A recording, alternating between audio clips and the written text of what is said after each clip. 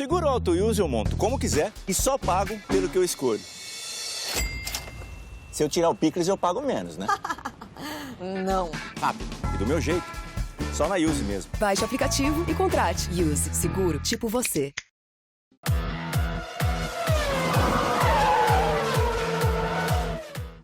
Fala aí, pessoal. Bom dia, GP às 10.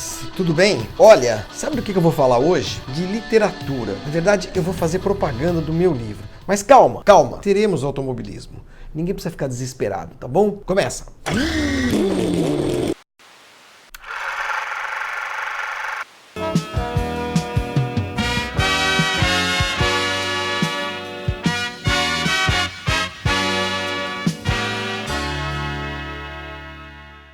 A historinha que eu contei no GP às 10 de quarta-feira, despretensiosa, a história do Schumacher, do churrasco lá em Manicure, lá perto de Manicure e tudo mais, lendo os comentários e vendo os dedinhos assim e os dedinhos assim no vídeo, eu cheguei à conclusão que o pessoal curte esse tipo de história, que não tem propriamente nada a ver com as corridas em si, aspectos técnicos, disputas, grandes prêmios, não sei o que, mas é um pouco desse reality show que virou a vida da gente, né? Todo mundo quer saber da vida de todo mundo e tal. Mas enfim, não tô criticando não, eu acho interessantes essas histórias também, quando eu leio sobre outros jornalistas. Eu falei assim pra mim mesmo, puxa vida, será que eu tenho tantas histórias pra contar desse tipo? Por exemplo, eu acho que eu já contei aqui uma vez que vai envolver o Schumacher de novo, que em Madonna de Campilho, naquele evento que a Ferrari fazia todo começo do ano, a Marlboro que fazia, né? Philip Morris levava jornalistas do mundo inteiro e tal, era um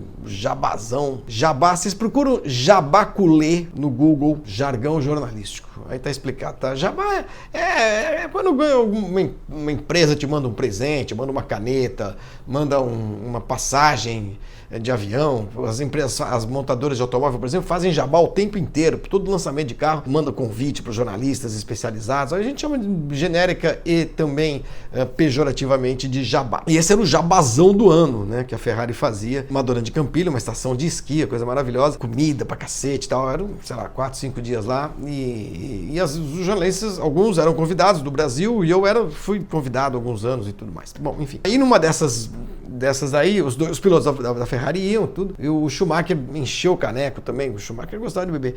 E acho que eu já contei, né? E apareceu, assim, desceu no saguão não era nem um saguão do hotel que a gente ficava, era uma sala onde tinha um piano lá, a gente ficava ouvindo música, não sei o quê, bebendo, comendo. E ele me desce vestido de noiva. O Lewis estava maquiado, mas estava o Schumacher de vestido de noiva, bicho. Aí a minha então esposa, a Thaís, estava junto, porque jabá bom é esse, que você pode levar a mulher, né? A Thaís tirou uma fotografia, e era uma máquina fotográfica que era foto de papel ainda, não era, né, foto de filme e tudo mais. O assessor de imprensa da Ferrari, que na época, acho que era o Luca Colaiani já, ficou desesperado quando eles viu que a Thaís fotografou. Não, Thaís, per piacere, não se può usare, cosa dobbiamo fare? Eu falei, Luca, nós estamos aqui bebendo, conversando, eu não vou publicar essa foto não vai vazar. Existia uma preocupação, parecia que era o fim do mundo, porque o Schumacher estava vestido de mulher. Mas tem essa história, né, corporativa, da imagem e tal, não sei o quê. E a foto... Óbvio que eu nunca publiquei. Primeiro que ela não tem nenhuma relevância jornalística e segundo que era realmente um evento ali privado, uma festa particular nossa ali e tal. Não vou fazer essa sacanagem para ganhar, não era nem para ganhar clique na época, embora já houvesse o site, né, o Grande Prêmio, claro. Aliás, nem sei onde tá o diabo da foto. Mas estou dizendo tudo isso para chegar a isto aqui, ó. Não é que eu queira fazer propaganda do meu livro, não é isso, desse primeiro livro. Esse livro foi lançado, foi editado, publicado em 2005. Vou contar uma breve historinha do Boto do Reno, que não é Boto do Reino, tá? Puta que lá merda. Quando o nego me pergunta assim, escuta, você ainda tem o Boto do Reino para vender? Reno é o nome de um rio, na Alemanha. Breve historinha de O Boto do Reno, e vocês vão entender por que eu vou falar dessa breve historinha do Boto do Reno. Nos meus anos de jornalista viajando pelo mundo, cobrindo Fórmula 1, e fazendo o meu trabalho basicamente para jornais impressos do mundo inteiro, do Brasil inteiro. Eu cheguei a escrever para 65 jornais simultaneamente no Brasil. Aliás, parênteses, um deles fechou agora no começo do mês, no meio do mês. Fiquei tristíssimo, existe. Comércio do Jaú, jornal centenário, querido, o último que sobrou na cidade de Jaú, Jaú com H, o comércio do Jaú com H, comércio do Jaú. Escrevi para esse jornal durante anos, né? Foi um dos jornais que usou a minha cobertura, um dos que usaram a minha cobertura de Fórmula 1, colunas, cobertura e tudo mais durante tanto tempo. Puxa, fiquei triste mesmo, sabe? Eu, outro dia perdi aqui umas 2, 3 horas aqui vendo edições antigas, né, na internet. A última edição, uma edição dominical, o jornal anunciando o seu fechamento pela crise das comunicações, pela mudança dos hábitos dos leitores e tudo mais, dos consumidores de informação. Foi uma tristeza. Por que eu falei com o meu jornal? Eu escrevi para 65 jornais. E como eu viajava muito, eu não queria ficar limitado a essa história de falar de corrida, de quem ganhou, quem perdeu, furou, não furou, enfim. Eu aproveitei muito, né, esse período de 14, 15 viagens por ano, durante 18 anos, para conhecer países de verdade e escrever sobre eles. Eu fazia um negócio chamado diário de viagem.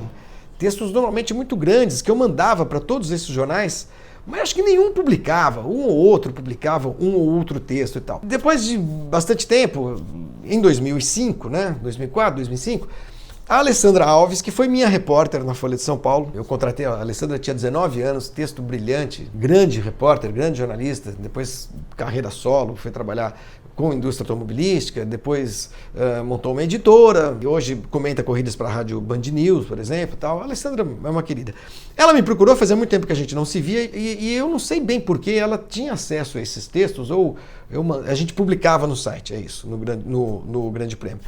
E a Alessandra falou para mim, Flávio Gomes, ela me chama de Gomes. Gomes, fazia tempo que a gente não se via, inclusive, muito tempo. Os seus textos são tão legais, eu estou montando uma editora junto com o meu marido, o marido dela na época, o Pandini. E, pô, você não acha legal publicar esses textos? Eu falei, pô, Ale, eu nunca pensei nisso. A gente se encontrou num almoço no Haskell, restaurante lá no térreo do prédio onde eu tinha escritório na Avenida Paulista, né? Avenida Paulista 807, Conjunto 802. E eu falei, tá bom, eu acho legal, se você bancar esse troço aí, vamos tentar fazer. Eu seleciono os textos que eu mais gosto, te passo e vamos fazer. E saiu o Boto do Reno. Uma edição primorosa da Ale. Esse aviãozinho, por exemplo, eu acho tão bacana, o aviãozinho de papel. Deixa eu mostrar uma coisinha para vocês, que eu adoro o livro. Olha que bacana, uma das folhas de rosto. O prefácio do livro foi escrito pelo Carlos Lionan, grande amigo, e a orelha pela Bárbara Gância. E aí, quando o livro efetivamente começa, antes do primeiro texto, né, tem um aviãozinho aqui, ó, um aviãozinho de papel subindo, né? E aí, no último, depois que o livro termina, na última folha de rosto, digamos assim, não é bem uma folha de rosto, o aviãozinho pousou. Tem um caderninho de fotos também, bacana e tal. Tudo isso, enfim, resumindo, para dizer que depois de ver a repercussão, enfim, o acolhimento, né, dos leitores, dos leitores não, como é que chama isso? Dos inscritos, seguidores, aquela historinha do churrasco do Schumacher, muita gente perguntou, que é mentira, ninguém pergunta quando eu já falei isso, mas alguns perguntaram, ou algumas pessoas efetivamente me perguntam de vez em quando, por que eu não escrevo um livro com as histórias? Porque já está escrito. Não são essas histórias ligadas especificamente à Fórmula 1, mas todas essas histórias, esses diários de viagem, observações minhas sobre países que eu nunca imaginei que iria conhecer, a Malásia, a China, sei lá, Tailândia, a Hungria, né? E que eu acabei conhecendo por causa da Fórmula 1. Todas essas histórias, muitas histórias e muitos relatos das minhas viagens estão aqui no livro que se chama O Boto do Reno. E que tem esse nome porque é o nome de uma crônica, como é um livro de crônicas, é o nome de uma das crônicas. Geralmente a gente faz isso, nós escritores fazemos isso, quando a gente faz um livro de crônicas, a gente escolhe uma delas, a que a gente gosta mais, ou que a gente considera mais importante, sei lá o quê, para dar o nome do livro. Então o livro chama-se O Boto do Reno, as histórias de um repórter, que sou eu, de Fórmula 1 pelo mundo. A editora, o selo GP Total da editora Letra Delta, mas que já não existe mais a editora da Letra. Mas enfim, a edição é primorosa, é muito bonita mesmo, muito bacana. E eu tenho o livro para vender. Esse livro você não encontra mais, não tem em livraria, não tem em catálogo, não tem no estante virtual, eventualmente você pode achar um ou outro livro e tal. um outro exemplar usado. Eu tenho muitos exemplares ainda. Quem quiser comprar, quem se interessar, me escreve pro meu e-mail, que tá aí na descrição do vídeo, flaviogomes@warmap.com.br, e me escreve, eu quero o livro, quero como é que faz para comprar o livro e tal, e eu explico, tá bom? Quanto custa? Não vou falar, falo só por e-mail, não gosto de falar de dinheiro. Mas tem muitas histórias legais aqui, e eu escrevo muito melhor do que eu falo. A única coisa que eu faço bem na vida, eu faço duas coisas muito bem na vida. Uma delas é escrever, nossa, um pouco mascarado, mas escrevo mesmo. E a outra é pilotar carro de velho de corrida, que aí há controvérsias que eu pilote tão bem assim. Na verdade, nem sei se... Eu finjo bem, engano bem, mas tudo bem, outro assunto. Por que chama O Boto do Reno? É uma crônica que eu escrevi quando eu estava em Koblenz, indo ou voltando de Nürburgring, não lembro direito. Estava numa fase da minha vida ali que eu comecei a correr, sabe? Eu detesto, mas eu estava precisando correr para, enfim, manter a forma, aquelas coisas. Um dia, eu não estava pirado, não tinha tomado nada. Eu estava correndo ao longo do rio Reno, que é lindo. E eu tive a impressão que tinha um peixe enorme me seguindo, me acompanhando ali. E eu falei, putz, parece um boto cor-de-rosa. Não vi o peixe nenhum, claro. Eu só tive, sei lá, uma epifania. E eu achei engraçado aquilo, o boto do Reno. No Reno não tem boto nenhum, obviamente. Mas acabou virando o nome o título dessa crônica. E que também, assim, fala essa história do boto, do peixe aí e tal. Não seria um peixe, seria um mamífero, mas ela é marginal, a crônica. A crônica, na verdade, fala sobre o primeiro dia que o meu filho me telefonou. Meu filho pequenininho na época conseguiu me telefonar pro meu celular, que também era uma coisa nova que eu estava usando no exterior. Enfim, era muito caro e tal, e eu acabei conseguindo comprar um telefone no exterior. Uma amiga minha, a Jane Parisi, que foi assessora da Ferrari, da Bridgestone e tal, ela tirou um telefone no meu nome na Itália, enfim, não é tão importante assim isso. Mas eu recebi um telefonema do meu filho na rua e foi a primeira vez que ele me telefonou, do meu filho mais velho, o Pedro. Aparentemente, Manaus acabou gerando esta crônica, dando origem a esta crônica, que deu origem ao título do meu livro, O Boto do Reno. Então, essas histórias todas que vocês querem ouvir, ou em vídeos, muitas delas eu não vou lembrar todas, né? Estão registradas em livro. Eu fui até o Jô Soares lançar o livro, vocês acreditam nisso? Não adiantou muito, porque o programa foi ao ar às 2h pouco da manhã, foi a última entrevista. Tinha um cara, eram 3 entrevistas no dia, eu não lembro direito quem era o primeiro. O segundo era, não sei se era um ator pornô ou produtor de filmes pornô. Se a Alessandra Alves estiver vendo isso, ela vai lembrar. E eu fiquei para a última entrevista, mas aí o programa tinha tempo e a minha entrevista foi curtinha. Foi um horror, cara.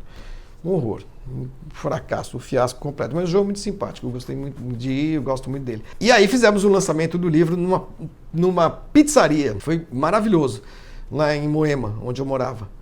Eu ainda meio que moro ainda, porque eu moro no Rio, São Paulo. E aí o livro vendeu muito bem no primeiro dia, foram mais de 300 exemplares. Eu saí até na revista Caras, vocês acreditem ou não. Temos o livro, tá bom? Temos aqui. Quem quiser, escreva aí pro meu e-mail que espero que esteja na descrição do vídeo e terei prazer em enviar para aqueles que estiverem interessados, quiserem comprá-lo, tá bom? E vou reler o livro. Faz muito tempo que eu não leio o Boto do Reno, que eu não releio. Eu acho que são histórias legais de um tempo que já está meio distante e tal, mas de um mundo bem diferente, né? Embora esteja meio distante, mas também não estou falando dos anos 60, 70, estou falando dos anos 2000, deste século, a maioria desses textos aqui. É incrível como o mundo mudou tão rapidamente nesse período, né? No período curto, como as coisas mudaram tanto. E é interessante, são textos meio datados, né? Textos escritos do calor de um momento e tal, e que não passam por algo que hoje faz parte da vida de todo mundo, que é o bendito celular, que é a bendita rede social, que é a maneira como essas coisas hoje interferem na nossa vida, no nosso cotidiano. É quase um exercício de arqueologia literária. Enfim, comprem. Não vou ficar mais rico nem mais pobre por causa do livro, mas eu gosto de saber que tem gente que lê o que eu escrevo, tá bom? Aqui, olha, o verbo haver, ele é conjugado direitinho, tá? Não haviam histórias. Havia histórias que eu escrevia. Quando eu falo de calor, temperatura, ela é medida com termômetro, não com termostato. Os entendedores entenderão. Gente, o que está acontecendo com esse país? I'm singing in the rain. Bye. Bom fim de semana para todos. Segunda-feira eu volto.